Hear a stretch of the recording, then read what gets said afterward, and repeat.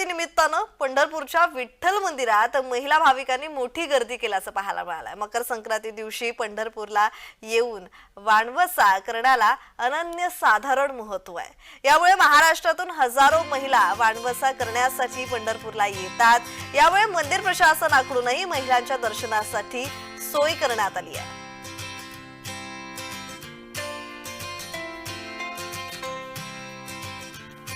पंढरपुरातली ही दृश्य मकर संक्रांती निमित्तानं पंढरपूरच्या विठ्ठल मंदिरात महिला भाविकांनी मोठी गर्दी केल्याचं चित्र पाहायला मिळत आहे। मकर संक्रांती दिवशी पंढरपूरला येऊन वाणवसा करण्याला अनन्यसाधारण महत्त्व आहे।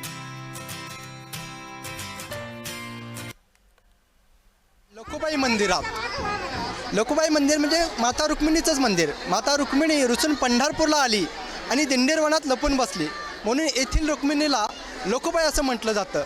आपण पाहत असाल, लखुबाई मंदिरात वाणवसा करण्यासाठी महाराष्ट्राच्या कानाकोपऱ्यातून हजारो महिला दाखल झालेल्या आहेत। ही महिलांची रांग आहे, वाणवसा करण्यासाठी महिला आलेल्या आहेत, ही महिलांची रांग आहे।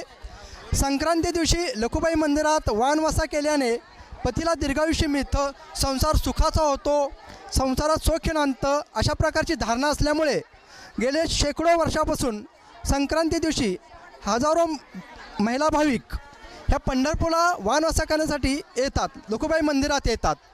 ही परंपरा कालही सुरू होती, आजही सुरू आहे आणि विश्वाच्या अंतापर्यंत सुरू राहणार आहे।